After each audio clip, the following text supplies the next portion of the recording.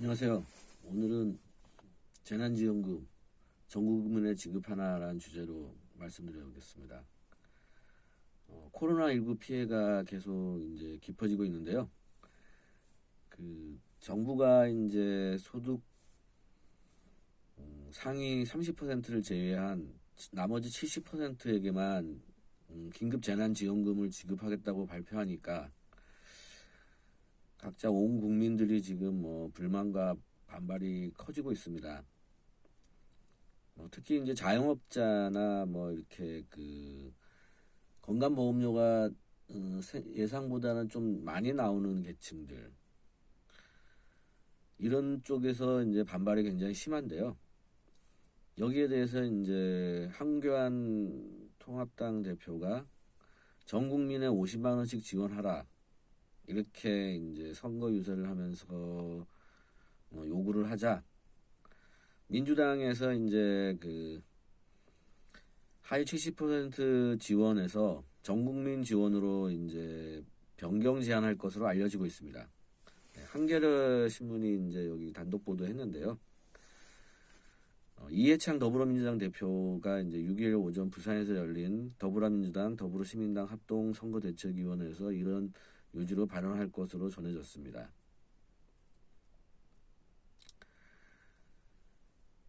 당초 이제 정부와 민주당이 소득 하위 70% 가구에게만 4인 기준 100만 원의 지원금을 지급하기로 했었는데요. 여기에 대해서 불만이 너무 많았습니다.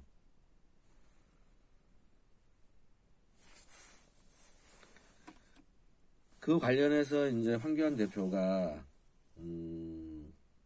지난 5일 서울 종로구 유세에서 대국민 브리핑을 열고 전 국민에게 1인당 50만 원을 즉각 지급해야 된다, 이렇게 주장을 했는데요. 이럴 경우 이제 예산이 한 25조 원이 필요하다고 합니다. 근데 이거는 이제 황 대표는 2020년 정부 예산이 512조로 슈퍼 예산이어서 이걸 재구성해서 조달할 수 있다고 주장하고 있습니다. 그러자 이제 정부는 총선을 앞두고 또 다급해졌어요. 지금 소득 상위 30%에 포함되는, 그러니까 실질적으로 상위 30%라고 하기에는 조금 어폐가 있는데요. 이게 이제 건강보험료 기준으로 적용했기 때문에 본인이 상위 30%에 적용받지만 사실상 수입은 또 그 정도 수준이 안 되는 사람들이 또 꽤 있습니다. 자영업자 같은 경우가 또 건강보험료 적용 기준이 직장인과 달라서 이제 자영업자는 주택, 자동차 이런 것들이 있으면은 이제 건보료가 크게 뛰어요, 또. 근데 거기다가 이제 코로나19로 자영업자들이 가장 직격탄을 받았는데 이렇게 건보료는 또 많이 뛰어 있는 상태여서 이런 지원금을 또 받을 수가 없는 경우가 많이 발생합니다. 또 건보료 기준은 또 자영업자의 경우 2018년 기준이기 때문에 최근 이제 수익이 악화된 현실을 반영하지 못한다, 이런 답답함들을 많이 토로하고 있었어요. 근데 여기에 이제 딱 황 대표가 전 국민의 이제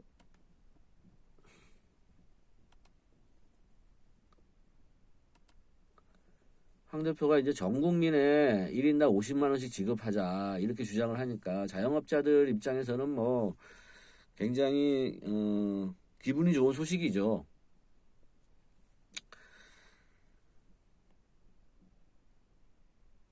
그래서 자영업자들 주장을 들어보면요,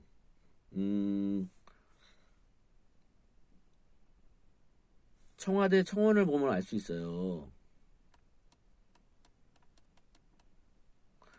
청원을 보면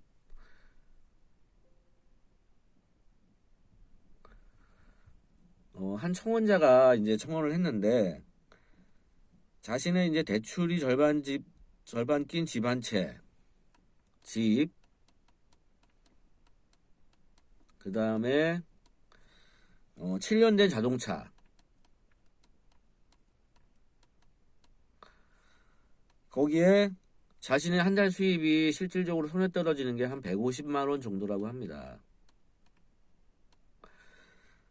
그런데 이번에 이제 그 소득 상위 30%에 포함되는 건강보험료를 납부하게 돼서 자신은 이번에 긴급 재난지원금 대상이 아니라고 또 주장을 했어요. 그래서 청와대 청원을 올리면서 자영업자의 건강보험료를 개정해야 된다 이런 주장을 했습니다. 근데 과거에 이제 자영업자들은 현금 거래가 많아서 이제 소득 탈루가 사실 많았었어요. 현금을 받았는데 소득을 제대로 신고할 자영업자가 사실 얼마나 있었겠어요, 과거에. 그래서 이제 뭐 정부도 그런 것들을 방지하기 위해서 이렇게 자동차나 집, 주택 이런 것들을 건강보험료에 포함시켰던 거예요, 과거에.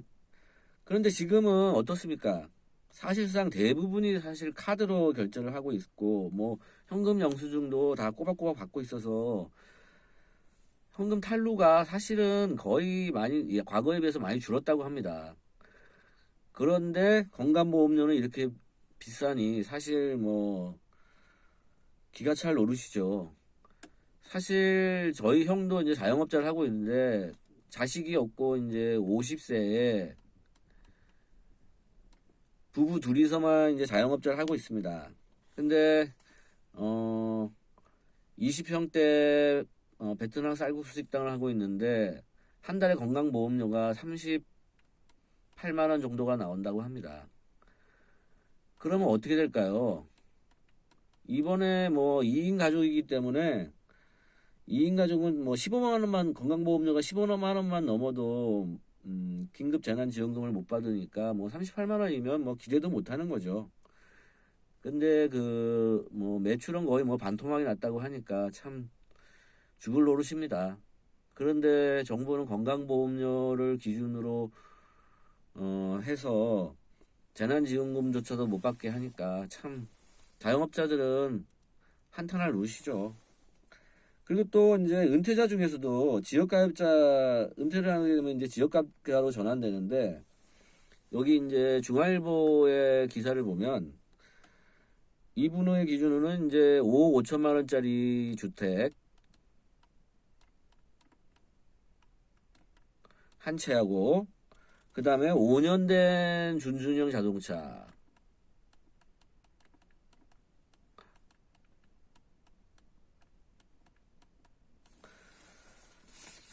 이렇게 소득이 있으니까 건보료가 뭐 15만 원이 넘어서 2인 가구 기준인 14만 7,928원을 넘기 때문에 대상에서 탈락이 된다고 합니다. 이런 식으로 이제 기존 이제 건보료 기준으로 지원금을 못 받게 하는 거는 참 이렇게 문제가 많고 그래서 탈도 많은 것 같습니다. 그래서 정부가 이번에 다시 전 국민 대상으로 재난지원금을 바꾼다면 좀 더 이제 그 과거의 기준보다는 좀 합리적으로 될 것 같고 또 재난지원금을 뭐 여러 가지 아이디어가 있는데 재난지원금을 소득세의 소득 기준에 포함을 해서 뭐 연말정산이나 뭐 이런 것들로 해서 다시 세금을 걷어들인다면 뭐 이렇게 그 조금 더 합리적이지 않을까. 그러면은 소득이 많은 사람들은 좀 더 세금을 내게 될 것이고 소득이 적었던 사람들은 어차피 세금이 더 나가지 않는 그런 정책이 되지 않을까 싶습니다. 어쨌든 재난지원금이 말도 많고 탈도 많은데요. 해외에서도 뭐 재난지원금을 도입하려는 사례들이 미국을 비롯해서 미국은 한 명당 $1,000씩 기본 지급하고 있고요. 여러 국가에서 또 도입하려는 시도를 하고 있습니다. 그래서 뭐 4차 산업혁명 시대를 맞아서 뭐 앞으로 기본 소득제 개념이 또 이렇게 많이 이슈로 부각되고 있기 때문에 다음 편에는 그런 부분들을 한번 다뤄보도록 하겠습니다. 감사합니다.